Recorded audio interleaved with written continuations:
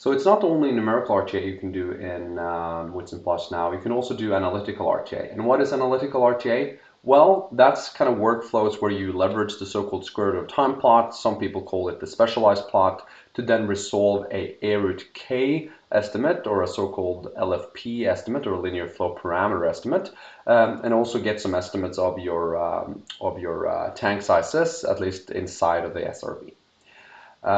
In Whitson Plus, we have this particular dashboard right here that consists of 4 different key plots associated with this feature. Probably the most important one is the square root of time plot, where you as a user first need to pick a straight line through some part of the data that yields a straight line behavior. And the fundamental theory says that once your production data is deviating from the straight line, you're starting to see boundary effects. Maybe not all the boundaries, but at least some of them.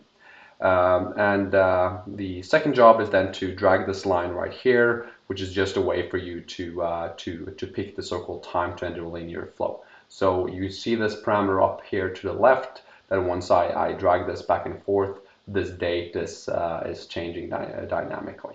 Okay.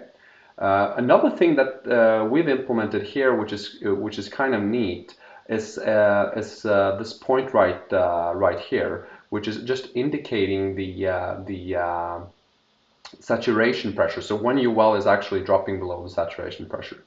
What is nice about that is that we know that multi-phase flow effects can skew your analysis and make or provide this artifact of your well not being still infinite acting, but that you're seeing boundary effects too early. So it's at least good to know when you're hitting the saturation pressure, also in the context of the square root of time plot.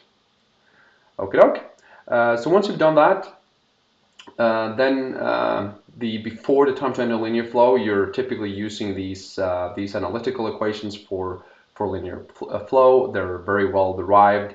You find them in the manual right here as well.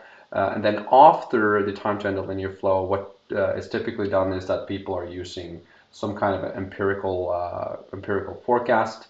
Here I'm just using an ARPS B factor of 1, gives pretty decent values, and then of course what you can do as well in the physical assumptions is to mix and match physical parameters here that make sense for your particular well to derive the associated parameters that make sense.